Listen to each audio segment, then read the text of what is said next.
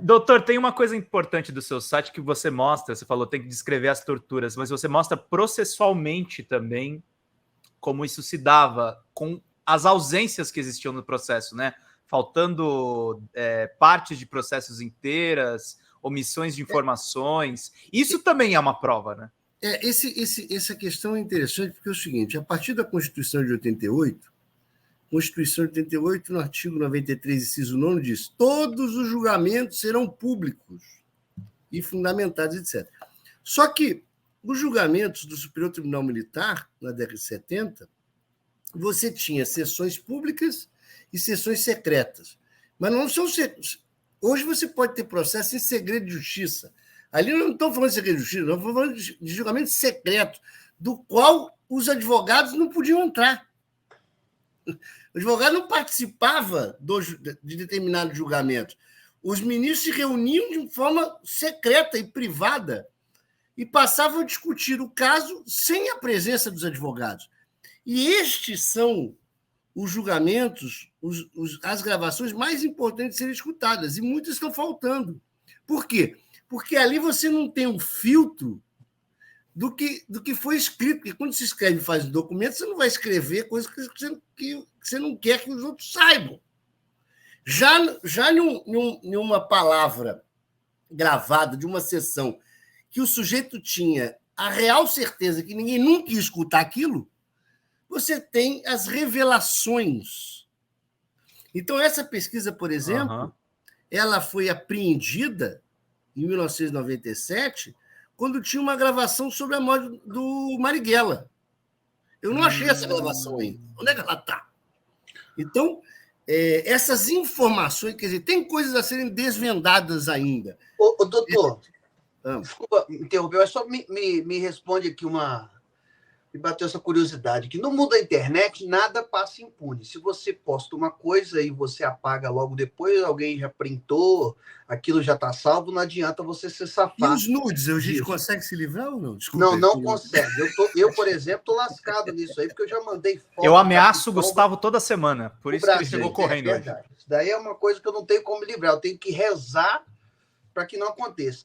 Mas, no caso de gravações, de fitas, etc., eles não poderiam ter dado fim nisso tudo e não ter nada? Esta é uma parte da história. O que acontece? Quando eu descobri esse material estava ao lado da sala do pleno do Superior Tribunal Militar, em 2 arquivos daqueles de metal, fechados, com cadeado, e eram fitas enormes, fitas Akai, aquelas fitas do gravador Akai, aquela fita de rolo. Não existia nem mais aquele gravador no tribunal.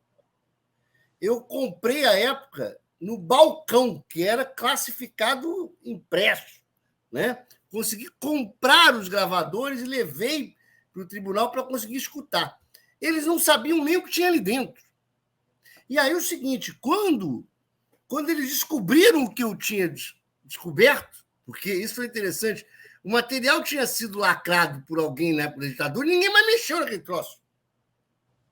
Então, eu fui seguindo as pistas do que aquele material estava lá e consegui acessar.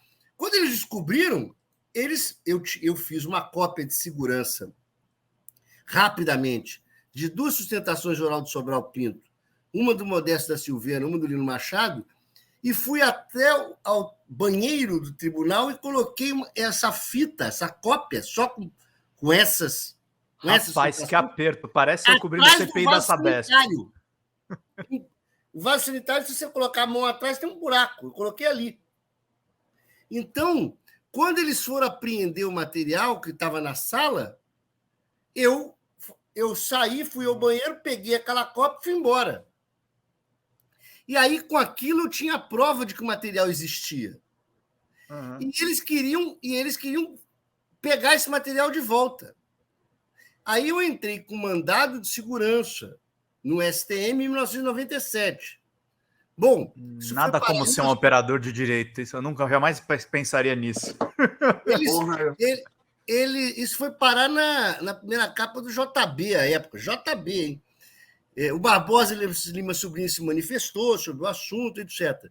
E eles me intimaram que iam apagar o material. Aí eu conversei com o Evandro Lins e Silva e nós fomos ao Supremo Tribunal Federal, junto com o Fernando Tristão Fernandes, que é meu pai, né, que foi advogado de preso político, foi preso político, etc. E conseguimos uma liminar impedindo que o material fosse apagado. Então, houve uma ordem judicial que impedia que o material fosse apagado. E tem mais um detalhe: eu consegui tirar cópia do índice, que é um mandado de segurança. Então, por que eles não conseguiam desaparecer com o material? Porque tinha tem um índice mostrando o que tem ali, né? Você conseguiu o álibi para fazer os requerimentos. Eu consegui reunir não o material. Não só os requerimentos, né? Se eles destruíssem algum material, eles tinham de justificar porque que não estava batendo com o índice, né? Não, mas a minha como é que eu provo que tem material faltando? Exatamente quando eu coloco o índice e verifico que está faltando na sessão uma determinada gravação. Então, há um problema aí. Eu entrei com uma reclamação no Supremo que prova, olha aqui, ó. Na data tal, assim, tem aqui o índice do que foi julgado. Número tal, não está na gravação. Por que não está?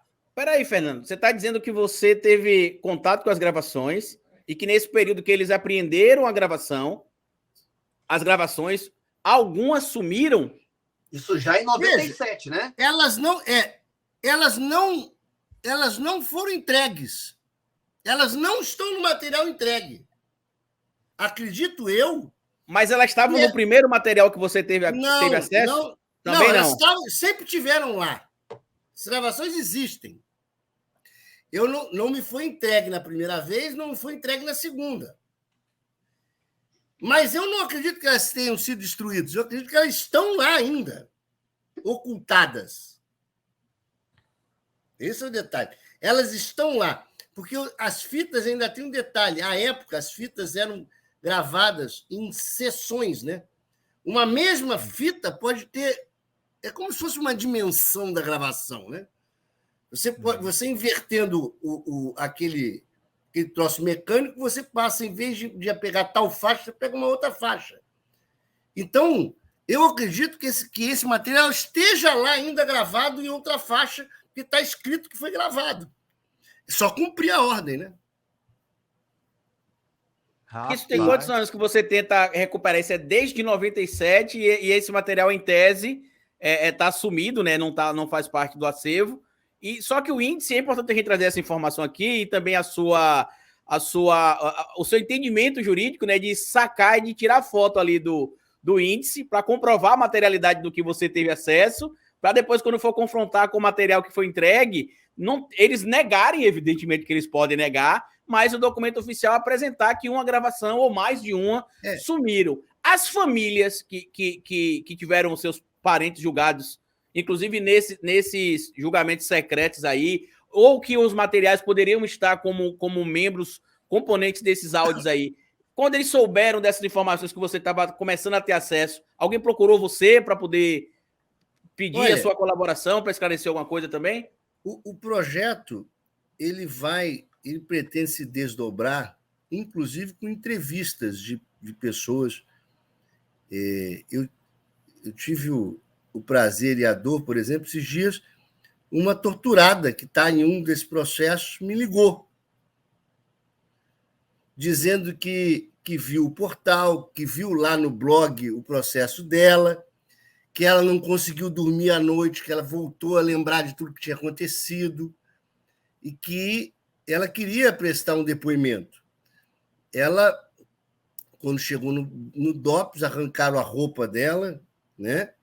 E ela foi torturada, pelada, etc. Então, quer dizer, o projeto ele pretende se desdobrar em outras formas de recuperação da história, e uma delas é colher entrevistas de pessoas que ainda estão aqui no nosso mundo terreno, né?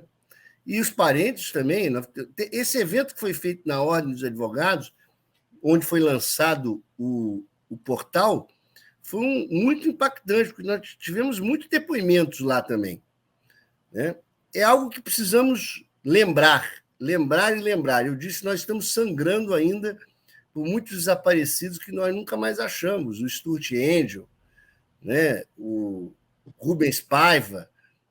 Nós não vamos conseguir curar isso enquanto não encontrarmos. E a gente achou que estava sendo curado quando a gente teve de novo o ferimento dos 4 anos de Bolsonaro, dos elogios a torturadores, e agora dia 8. Então, é algo que a gente tem que estudar, lembrar, produzir, muito importante.